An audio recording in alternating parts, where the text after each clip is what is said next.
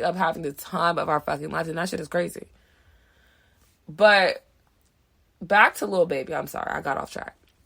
Jada and Lil Baby, they have been on again, off again for years now. And so Slim Danger is Chief Keef's baby mother. And apparently her love language is extortion, bitch, because she said, listen, maybe you didn't read the fine print, bitch, but I told you I wanted my motherfucking hush money. And because you didn't run me that shit, I'm going to expose your ass. And she's giving me like Cat Stacks. If you're a little bit older, you know who Cat Stacks is, because that bitch was out here wilding. She's giving me Selena Powell vibes. And if you're a prostitute, just say that. If you're a prostitute, honestly, I just want you to say that. I don't have no beef. Get it how you live. But I just don't know what else Lil Baby and Jada want out of each other. Like, I know he's a rich nigga and she loves to be taken care of. Who wouldn't, if that's what you've been since you had a baby with the nigga? But she's like, I'm not going back to him, I promise. And honey, you don't have to sell us that, because you gonna go back with that man. And if you do, it's none of our motherfucking business, bitch. Shit, if you love him and you are okay with him cheating, live your best life. Beyonce was okay with Jay-Z cheating. Like, we can act like we forgot it, but honey, she made a whole album. That nigga was out here aggressively cheating. She was ready to kill this nigga. If you listen to Lemonade, honey, she was ready to kill this nigga. And we was singing along with it like, girl, I ain't sorry. She was ready to beat this nigga's ass. Her sister beat this nigga's ass. So we can act like we're better than thou or whatever. And of course, I'm not going to accept cheating. I'm not going to do it. I'm going to beat your motherfucking ass because you shouldn't have tried me like that.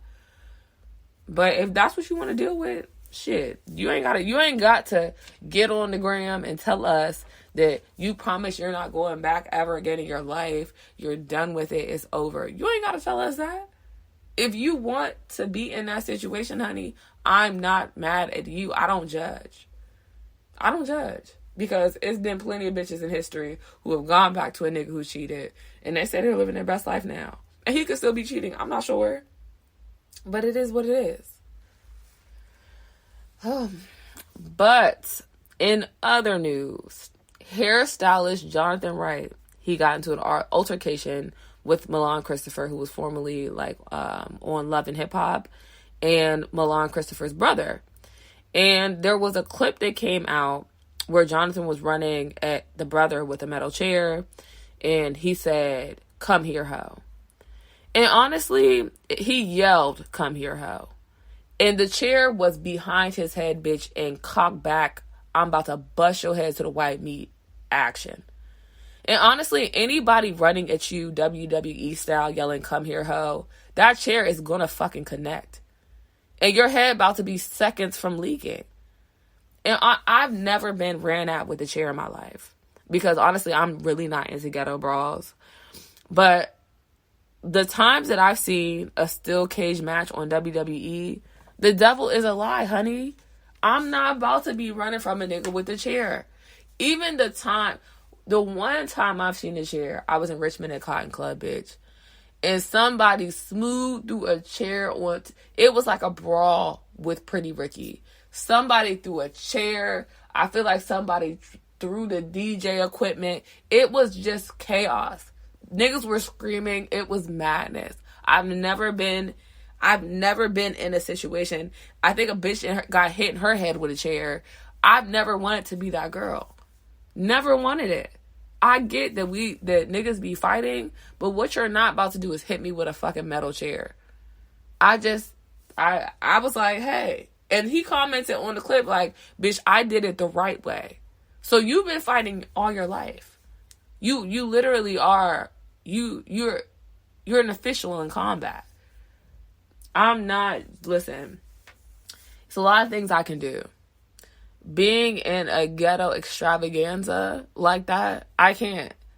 I won't. So it was just so much that really took place this past week. I'm exhausted. And I feel like over the next couple weeks, it's going to be a lot fucking more. But that was my rehab for the week. I'm sticking to it, honey. Ghetto shit. So now let's go ahead and get straight into the questions. The first question is, how soon is too soon to meet the family? Honey, just don't even meet the family. Unless you are marrying this man, don't even go ahead and meet the family. Because, nigga, I told you, niggas will honestly have you meet their family. I said this last week. They will introduce you to your family and then minimize who you are to them. So just don't meet the family. If they invite you somewhere and y'all are in a relationship, tell them you'll meet the family when they propose to you. When y'all are engaged, that's when you meet the family. You're not about to be intertwining me with your family and you still out here fucking these bitches. You're just not. I'm not doing it. Who the fuck? I'm not. Do not expose me to that level of foolishness.